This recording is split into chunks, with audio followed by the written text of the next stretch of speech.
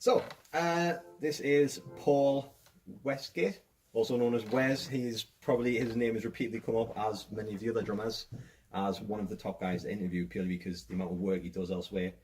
He always gets calls for various gigs and bits of work, and it just seemed like a really logical choice to interview. So, Wez, Hi.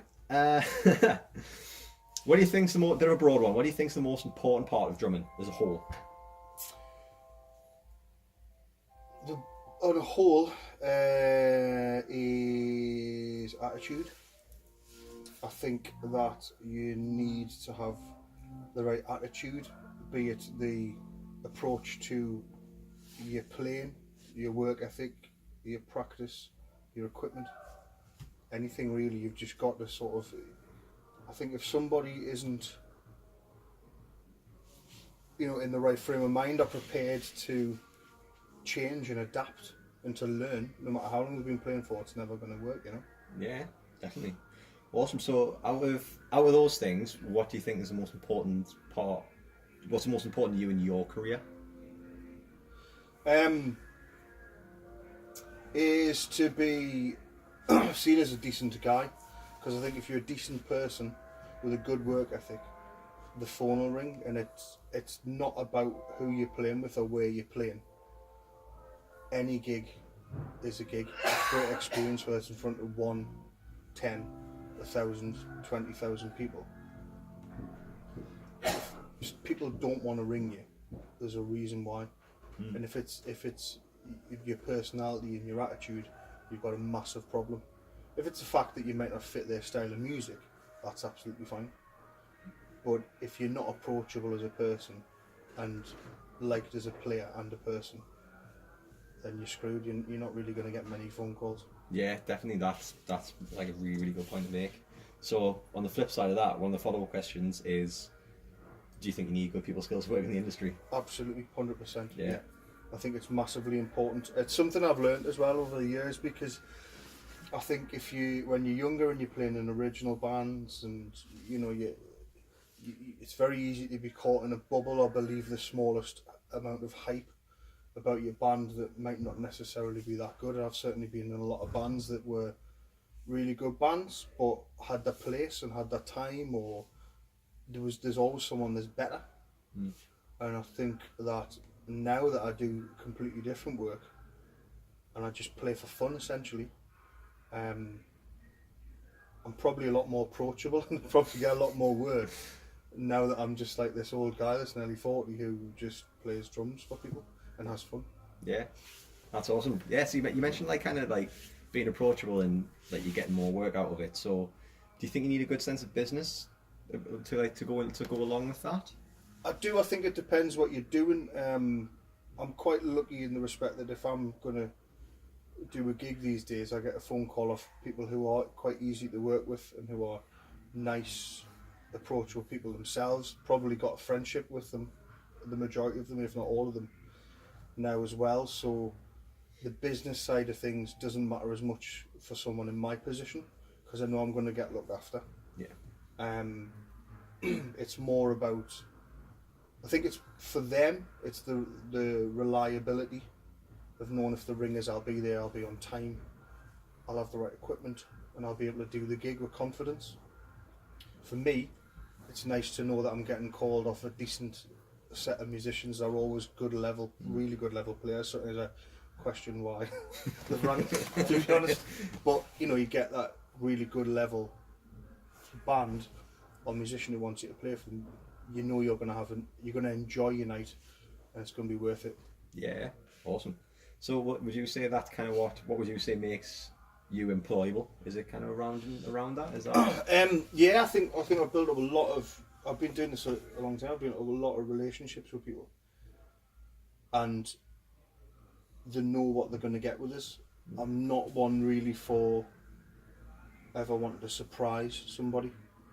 I think if you're 18 and you're doing a radio show with your original band and they ask you to do a cover, you always want to think outside the box and do like a weird, like a reggae version of a Metallica song or something. Yeah.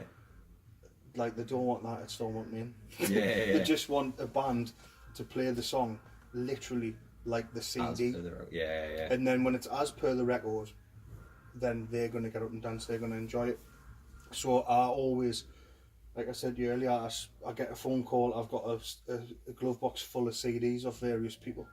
And when I get a phone call to play for that person again, the CD goes in the car about 4 days before the gig, and I just drive to work and back, listening to their set list. And that's how I revisit or learn material.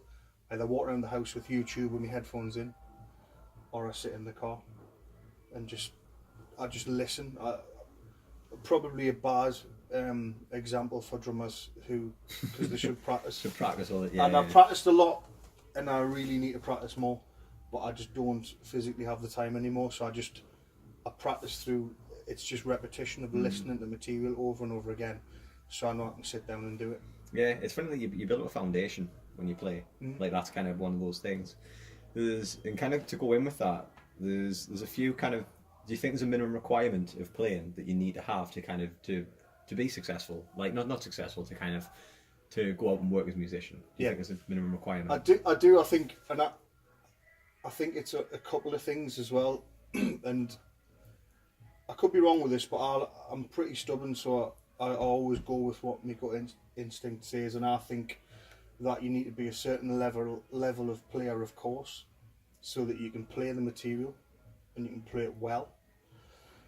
You've got to always play, especially if you're depping for someone. The last thing you want to do is catch the whole band off guard. You need to play that so that they're comfortable, so that they don't need to turn around, and if they do, they look at someone who isn't a dep. They just look at the guy who's playing drums for them in their band. And I also think that you need to be ready with your gear. I've had so much stuff over the years, bought, sold, swapped, got rid of.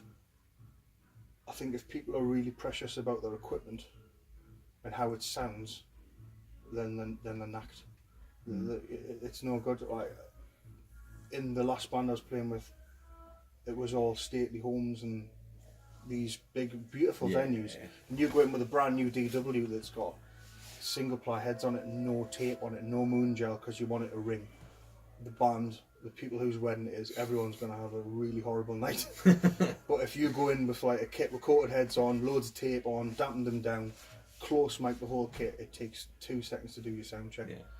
Very little tuning adjustments from room to room. So I really think it's important to have a go-to kit you grab and you just go out there. I've got a couple of kits, so I've got a few things that I'm a fan of making it work and making it sound right for that style of music.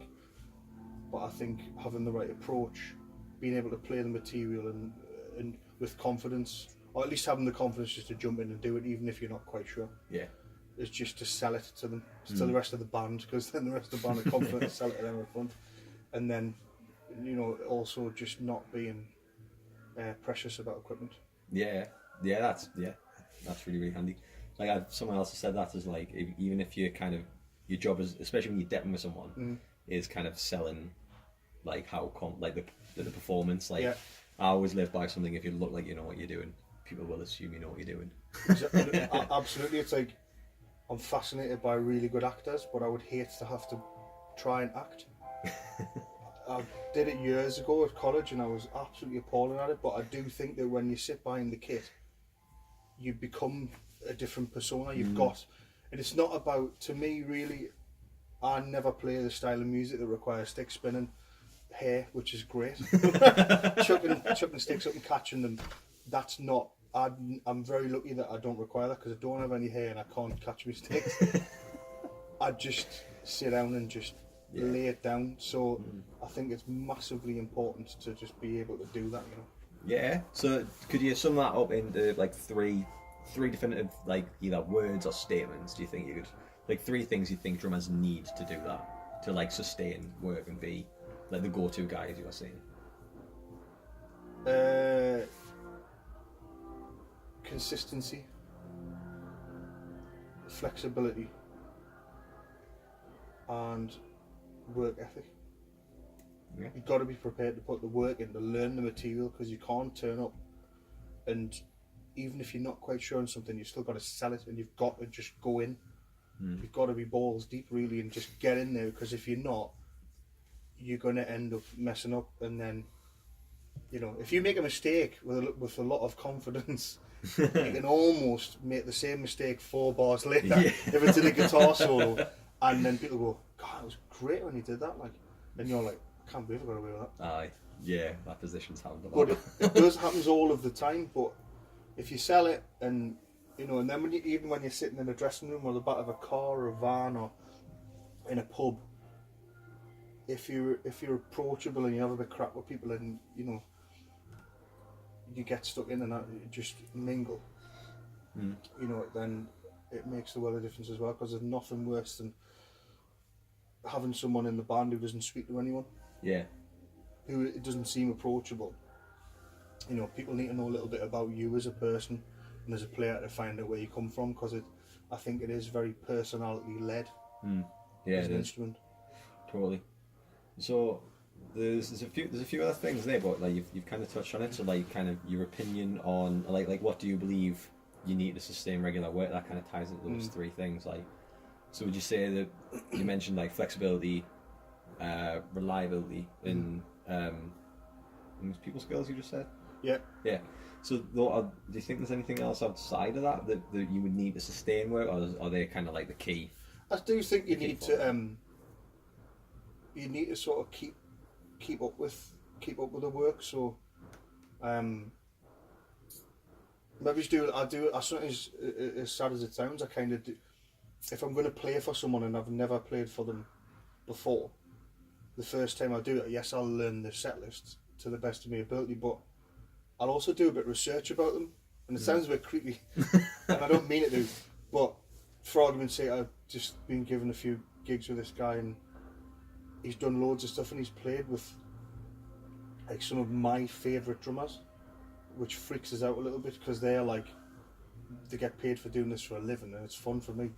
So I've kind of watched as much live material as I could find on him playing with other people, to see what kind of drummer he likes, because the kind of material we're doing is all feel related. Yeah. So without knowing a little bit of background about what he likes from the drummer and what the drummers play, how the drummer plays, that, you know, when he's got the gig, I think you can learn the set list, but you can still go in unprepared.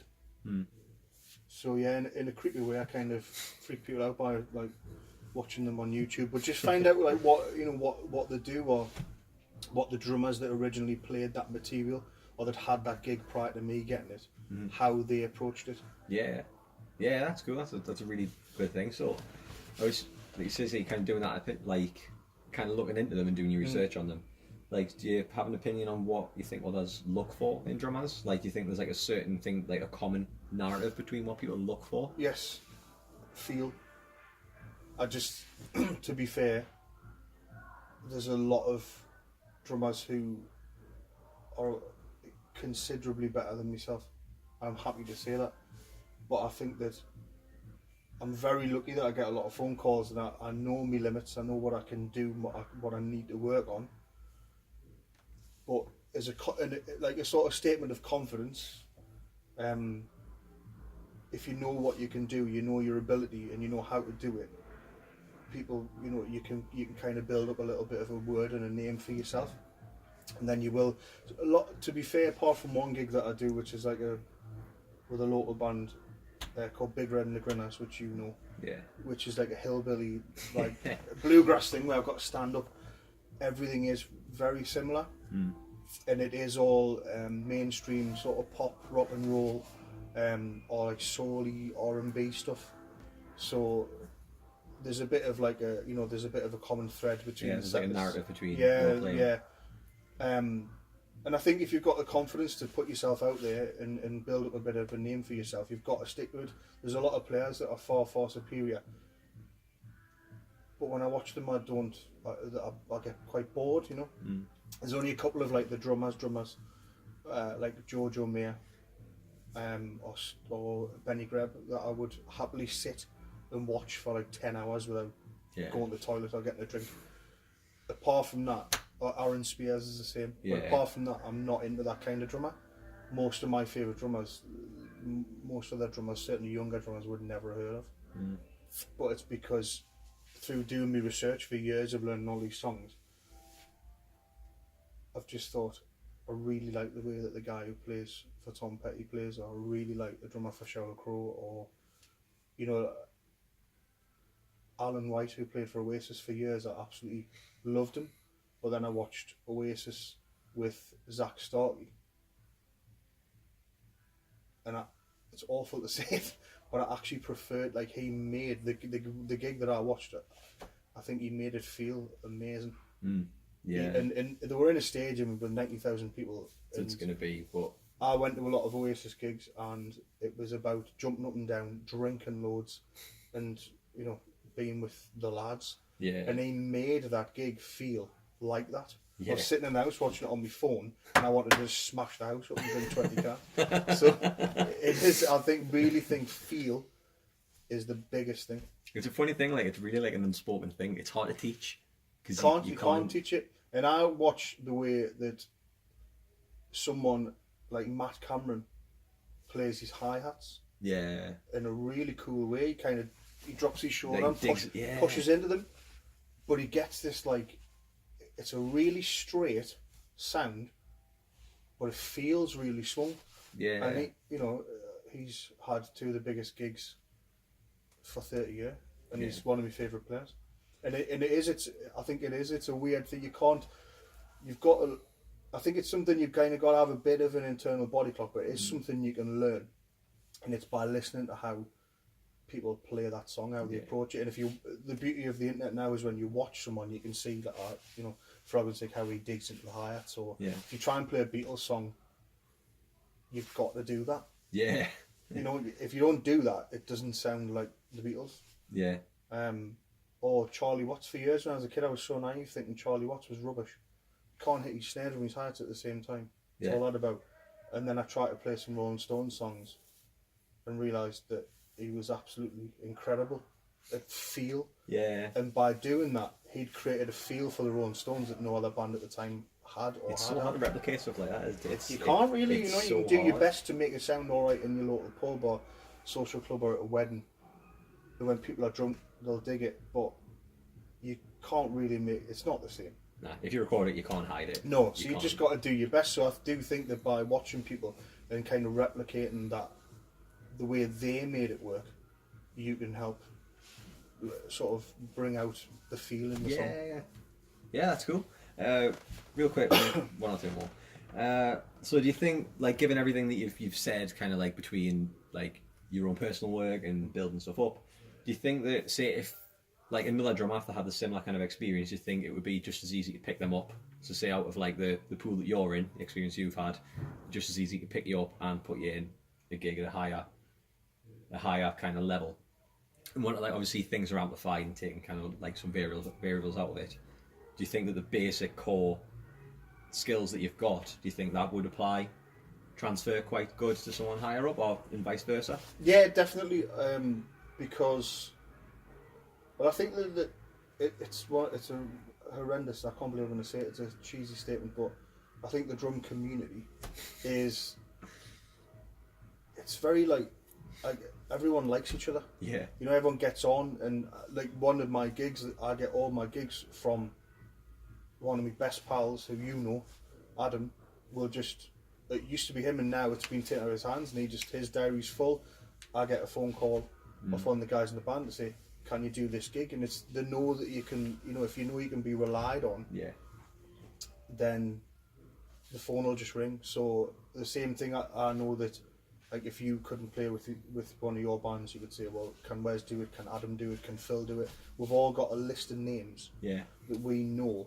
But likewise, I think that there's a lot of really good players who have the same attitude, who could easily play.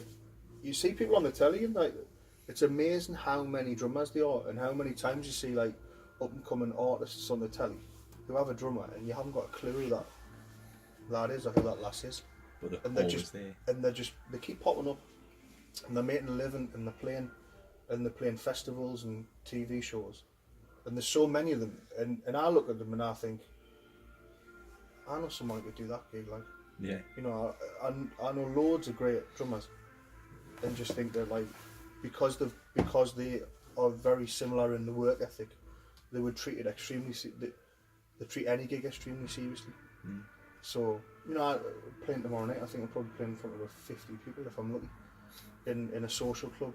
Yeah. But I'd still have exactly the same attitude as if I was playing in front of 20,000 people, Yeah. or 100 or 10 or 1. Would you have done? Like, Yeah, we did a couple of gigs where we played in front of 28,000 people, and apart from the fact that it was extremely nerve-wracking for someone who doesn't get nervous, like, well, the whole band don't really get nervous, but then that day was like a real, like, wow, this is a bit worrying. But after the first sort of song, you settle in and you're playing, when you start getting the reaction from people, you really enjoy it. But then you have to have the same, like, that day, you have to have exactly the same approach as I'll have tomorrow night in front of 50 or 100 or whatever is going to be there. Because it doesn't matter, like, I think there's quite a common misconception that if you're playing a small pub gig or a small social club, that people aren't going to be asked about it.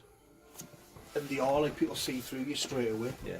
You've got to give a proper performance and care about what you're doing. Yeah, like you said, like pulling this mask over, you sit down and put. Yeah, exactly.